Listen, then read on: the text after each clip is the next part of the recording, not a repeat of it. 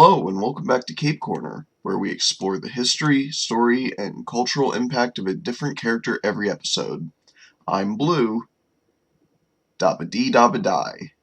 I'm sorry. The joke had to be made eventually, so consider me just getting it out of the way early. Last week I've covered Superman, and I was originally going to do a follow-up with today's episode being about Batman, the other half of the world's finest duo. But instead, I'm following up on a request made in the Cape Corner Discord. If you'd like to request episodes of certain characters, give your input on the series, or even just hang out with a bunch of cool, like-minded fans, the link to the Discord is in the description. That being said, today I'll be touching on a lesser-known character whose storied history is almost as old as the world's finest themselves. Today, I'll be discussing the sometimes magical, sometimes alien, and always incredible Blue Beetle. Today will be a bit different. While multiple people have been Superman, I focused solely on Kal-El, or Clark Kent, because there was just so much to talk about with him. He's a character that has been ran consistently since 1938, so it's not like there was any worry on my end for a lack of material to cover. But with Blue Beetle, he is a much less utilized character. He's very on and off again throughout the decades. So in order to make this go more smoothly, I'll be discussing the entire Blue Beetle legacy, which includes 3.5 characters. I'll explain what I mean by and a half in just a moment. The first thing to mention is that old comics franchises didn't always stay, and character rights are a big deal in the industry. By the way, I apologize if you hear me sniffle. I'm feeling a little bit under the weather today, but, heroes press on, no matter whether it's rain or sleet or... I think that's actually mailman, but whatever. But yes, character rights. DC especially has a history of buying up failing companies and incorporating their characters into their pantheon. Blue Beetle was originally created by Fox Comics, or the Fox Features Syndicate as it was called for some reason. Blue Beetle was a major flagship character of theirs, to the point where they actually sponsored a Blue Beetle Day event at the 1939 New York World's Fair, which, despite being called the 1939 New York World's Fair, I guess it operates under, like, car logic because it took place in August of 1940, but whatever. The point is, it was a relay race with over 300 children, which was broadcast over the radio. It's wild. However, due to a stylistic change in their storytelling, Fox took a major hit in the 50s when the Comics Code Authority, the CCA, which you will doubtlessly hear a lot about in this series, imposed limitations on what comics could or could not depict.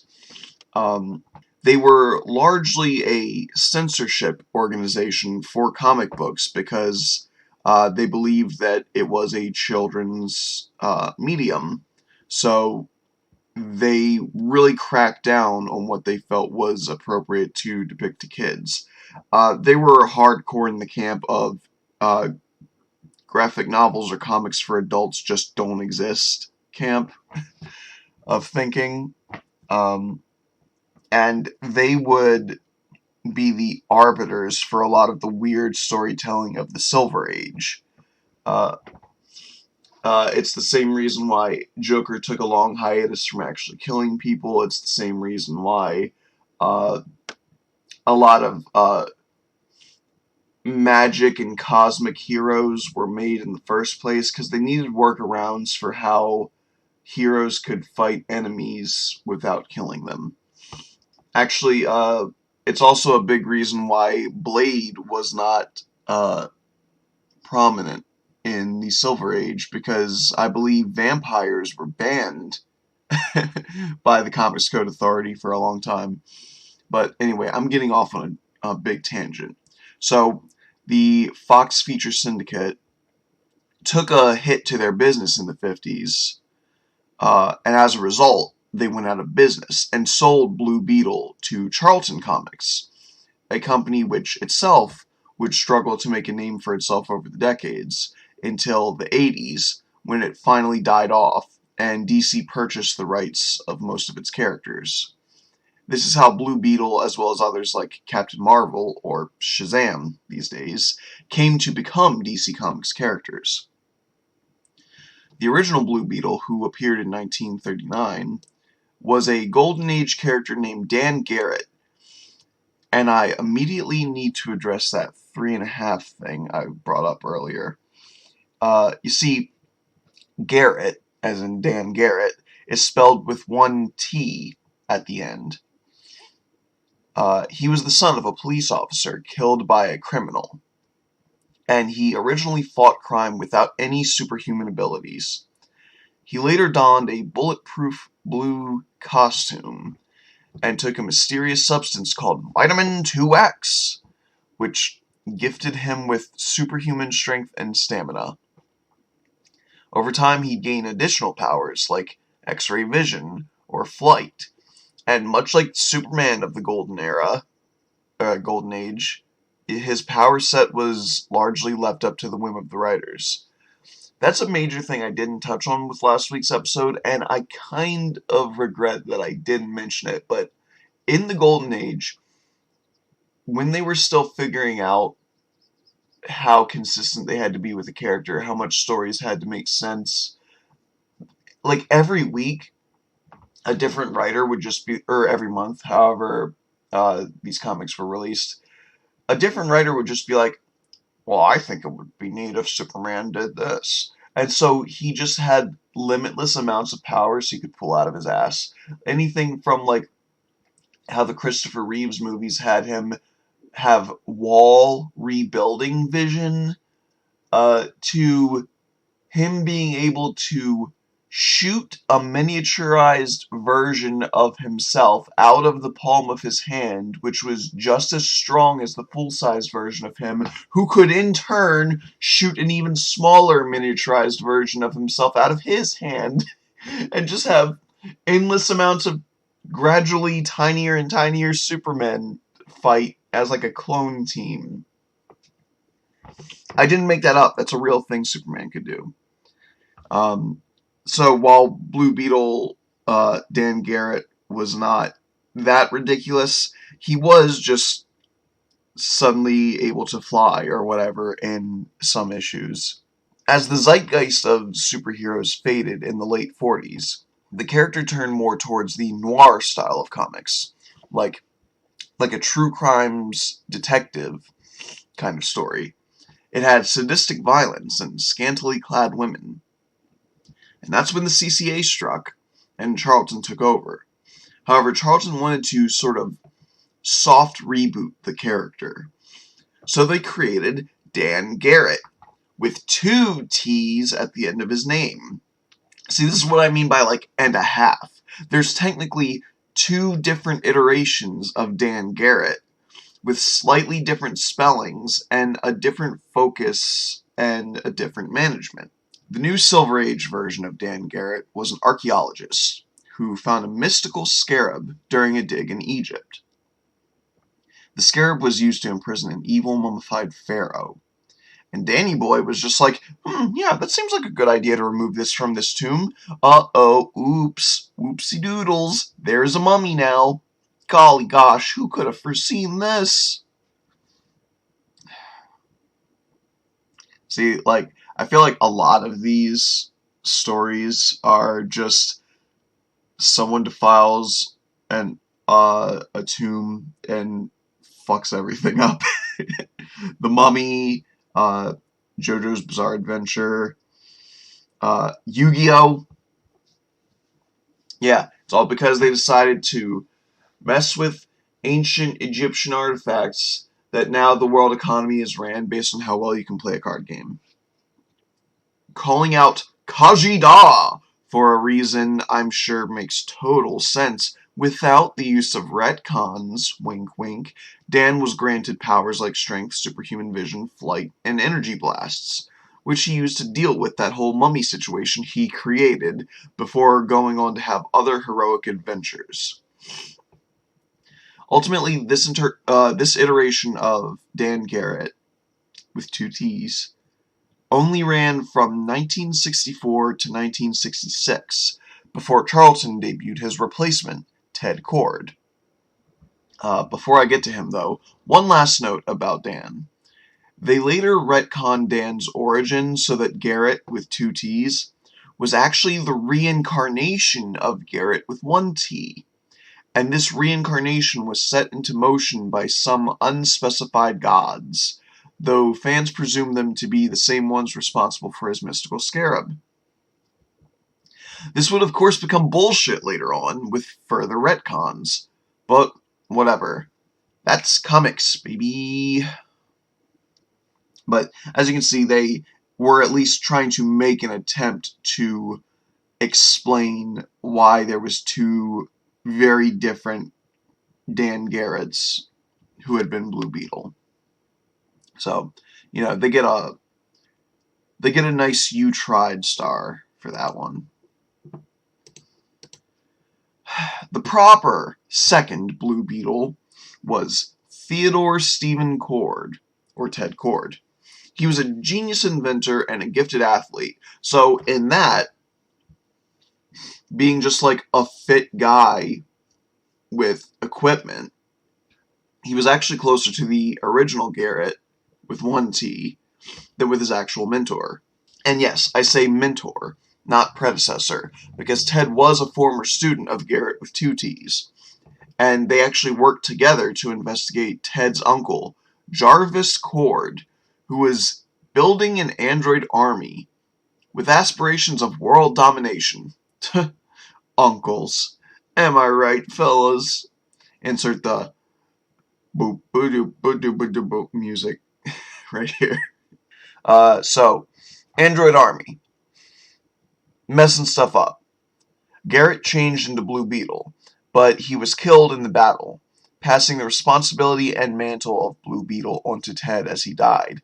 But somehow, however, he was unable to also pass on the scarab. I don't know why. Like, I don't know. In my head, he had to have the scarab on him, right? So why couldn't... Whatever. So, anyway, this led to Ted becoming an entirely tech and skill-based Blue Beetle, using gadgets and weaponry, not dissimilar to Batman. I feel like that was purposeful, because Batman was starting to get very popular at this time. Kord would ultimately fade into relative obscurity as a character until the DC acquisition in the 80s. At this point, it was revealed that Kord became the owner of Kord Industries, a scientific company rivaling Star Labs, or sometimes played up as a joke to make Star Labs look better. Again, depends on the story. He also teamed up with the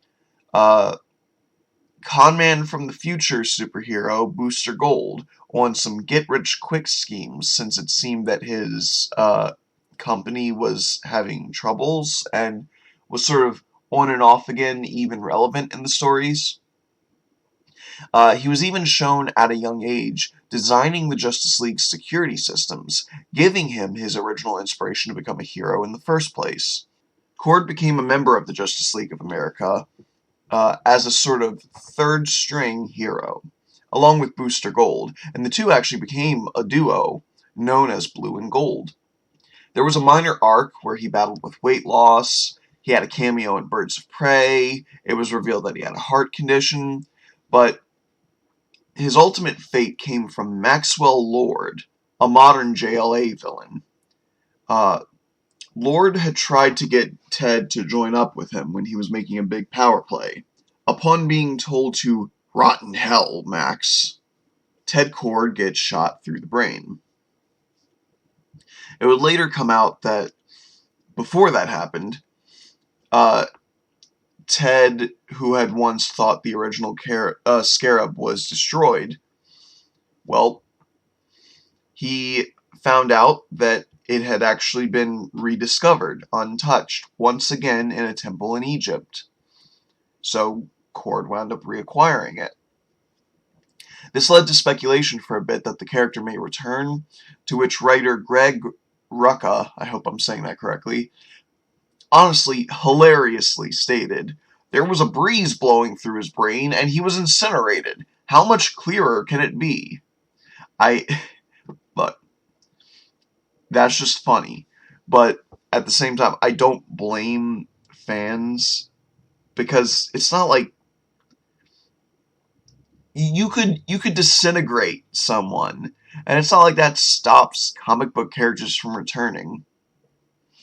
Batman got disintegrated one time, and it turned out he just happened to be on a cool time travel road trip, and he came back ready for more. So, anyway, so the Scarab was retrieved by Captain Marvel, aka Shazam, and then it was given to Shazam, the wizard, not the hero.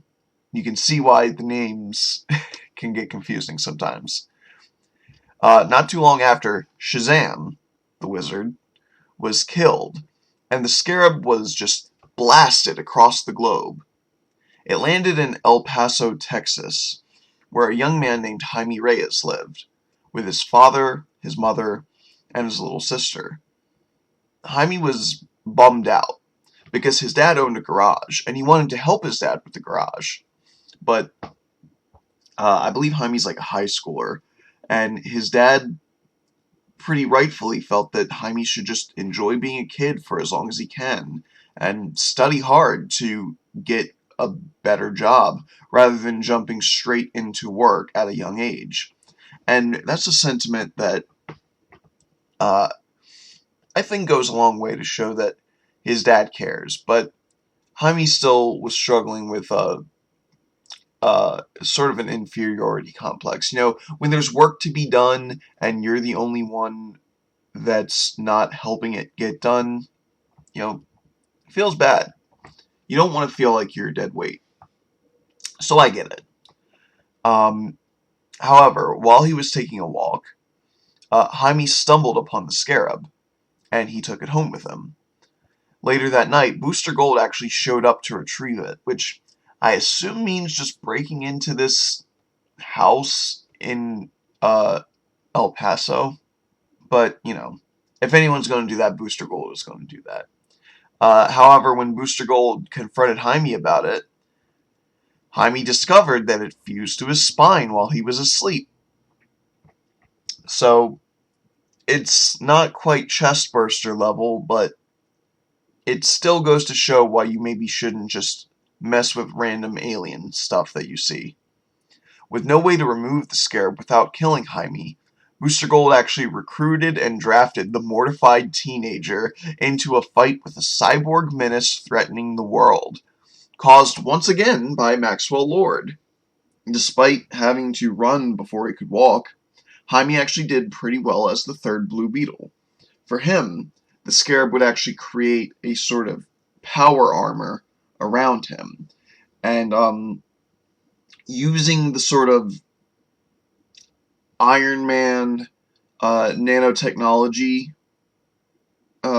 way of power armor, it could kind of shapeshift and create different weapons on the fly. A lot of energy-based weapons, like some big, staple cannon. Imagine just a really big staple gets shot at you, and you get stuck to a wall because you just got your torso pinned by this, big blue staple. That's one of the things he uses pretty often. He can just make, big hammers or swords. He's got, a HUD, where he can, hear audio stuff or see in different kinds of vision. He can breathe in space. He can breathe underwater. And the Scarab even acts as, an AI companion. So if you know Iron Man with his nano suit, it's similar to that. Except he didn't build it. It's an alien suit. So there you go. Um, but speaking of alien creation, a big reveal would happen when Guy Gardner, who is possibly the worst Green Lantern. What are you going to do about it, Guy Gardner fans, all two of you? He was suddenly sent into a frenzy by his ring, which was reacting to the scarab, so he attacked Jaime, who had to fend him off. It turns out that the scarab was never mystical in origin, thus making that whole reincarnation thing with Dan Garrett make no sense. Uh, it was instead extraterrestrial. A long-ass time ago, an alien race called the Reach tried to do that whole universal domination shtick that so many alien races love to do. The Guardians of the Universe, who act as the council in charge of the Green Lantern Corps, would go to war with the Reach, ultimately defeating the would-be conquerors. In an attempt to sort of rebrand themselves as the cool, hip, new good guys, the Reach promised to make amends, sharing, and I'm using air quotes around the word sharing, their technology with the universe in the hopes of repairing the damage they caused. In actuality, they developed numerous scarabs to act as advance agents, meant to bond with a champion of each planet and slowly brainwash them into becoming part of a hive mind with the Reach. This would create a Black Beetle, which in Young Justice was actually a member of the Reach themselves, but I believe in the comics was just a human who stole it. A Green Beetle, who is a Martian, and of course the Blue Beetle of Earth.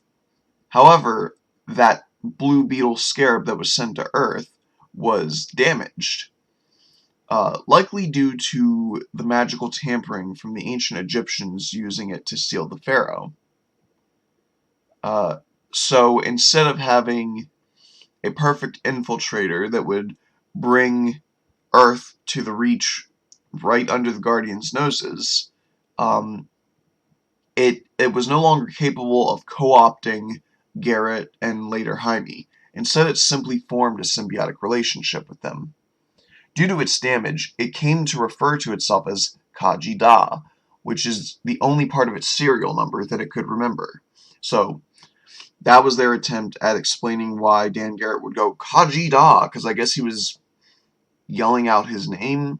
Blue Beetle would therefore have a bit of friction with the Green Lanterns, since their parent factions of the Reach and the Guardians had beef eons ago. Despite that being literally not Jaime's fault in any way, it meant that the Green Lanterns would always be a little bit around him.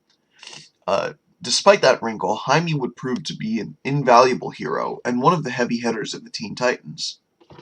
Jaime is probably the most well-known iteration of the character these days, having appeared in Injustice 2, Batman the Brave and the Bold, and being a central character in Season 2 of Young Justice.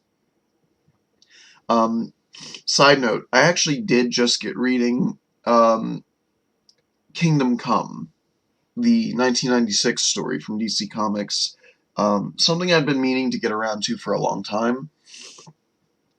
And I will say, Ted Kord is in that story, but I wouldn't say he plays a prominent role. He's one of the many characters that are just kind of there. Apparently DC Rebirth recently tried to flip the table, saying that now everybody assumed the scarab was extraterrestrial when its origin was in fact mystical in nature. Which, I'm sorry, I don't like that. It reeks of writers having no confidence in a character when they continue flip-flopping on the nature of the origin instead of choosing a path and sticking to it. I understand changing it in the first place because, they wanted to bring it more to the cosmic realm that was becoming more popular ever since the Silver Age. But to just reverse that and be like, well, now it's the opposite. it's mystical, and it's not alien at all. Like, you, you've already been both. Why are you trying to flip it? You, it's not like it's completely devoid of mystical origin anyway. It was still used as an artifact to seal an ancient mummy. There's some residual magic stuff going on there. You don't need to pull a big haha gotcha and change the entire origin. Like, DC does this a lot with its reboots and its retcons,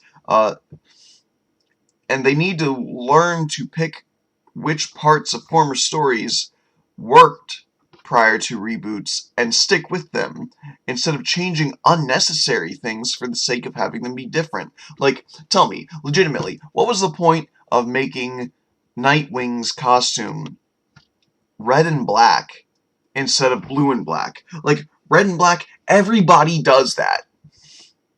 Like, it is one of the most common color schemes. Black Widow has it. Red Hood already has it. Why? Blue and black is not something you see all that often in comparison. So what was the point? Well, it was just because it was different. Was there a story reason why he was wearing red? Nope, it was just different. They really need to stop doing dumb stuff like that, or just stop rebooting every 5 years. I know, that's a real hot take. Look, Young Justice is the best interpretation of the character in my humble, yet superior opinion.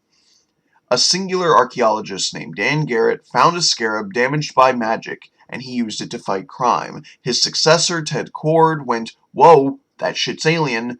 No thank you, ma'am," and made his own tech to fight as the second Blue Beetle. Then his death led to Jaime discovering the scarab and learning its true alien origin. That works as a story, and it doesn't need to be overcomplicated with reincarnations and, well, actually, retcons about mystical roots. But look, if there's one thing to take away from the legacy of Blue Beetle, something to admire, genuinely, it's the ability to adapt a character to the times. First, a campy superhero, then a gritty noir protagonist, then a gadget-based hero, then an alien superweapon grappling with identity and a family war he never asked to be a part of. The character changed as the viewership changed, and became more complex over time. Sometimes, yes, that was to its detriment. But ultimately, the version of the character we have today works. And given the shaky foundation it's built on, that's so genuinely impressive to me. It proves, in my eyes, anyway, that the medium isn't just evolving, it's improving, which has been arguable, to say the least. In addition to, again, DC's recent reboot madness, the Bronze Age of the late 80s to mid-2000s was extremely divisive, with extreme stories full of all of your 90s radicalness, like gore, incest, and enough pouches to make a pouch-themed superhero parody artwork out of. Side note, Google The Pouch, Rob Liefeld. Trust me, it's hilarious. With an era like that, which started making a lot of casual passers-by think, oh, this is just Stallone action movie drivel that any caveman could beat themselves against a wall with. Like, there's no nuance or greater message to these comic books. First they were silly camp, and now they're utter trash and rubbish that our hoodlum children are reading. Harumph! It was easy for a lot of people to think that the comic industry was dead, a relic of the past. But much like the Scarab and the character of the Blue Beetle himself, this relic was dusted off, resurrected, given new life with new energy injected into it. The new, younger generation took the responsibility and was able to see through all the grime and the crap. They were able to see the spark of something wonderful and revitalize the industry. I mean, look at the superhero genre now. It is not just living, it's thriving. Thanks to, like, the MCU. If you love the MCU, I'm right there with you. It shows how genre pieces of many different kinds can all coexist, and these characters can be taken seriously without, getting too brooding and edgelordy. They are people, and people react to trauma often by humor. It is a natural response, and like the stories they tell are fantastic. They can bring tears to your eyes, and then like you've also got Zack Snyder's Justice League, which if you like that, good for you, man. I don't, but you know what? The point I'm making is that there's something for everyone, and that is something that has only happened because of the overall success of the superhero and comic book industry. Thanks to people like you and me, the spirit of these heroes is getting a breath of fresh air. Being a hero is not out of style, and as long as we hold these values close to our hearts, it never will be. And that about wraps up this episode. Feel free to follow my podcast on whatever platform you're listening on, and leave a like if you could, please. Feel free to join my Discord, where I regularly engage with listeners to improve the series. I have a patron system now on Podbean. Please support the show if you can. Any amount of money will do. Even if it's just pocket change, you wouldn't notice if it went missing. And if, for whatever reason, using the Podbean patron system seems whack to you, let me know. I can always make a Patreon. I really want to be able to work on this full time, and it would certainly help a lot. Also, please, if this is something that interests you, tell a friend about Cape Corner. I will not lie to you. I will not beat around the bush. I don't have the funds to advertise this series yet. So word of mouth goes a long way right now. In fact, I would say it's pretty much everything. Next week, I'll probably do a Marvel character, and I'm open to suggestions. With all of that said, thank you for listening. Stay strong, stay true to yourselves, and remember, we can all be heroes.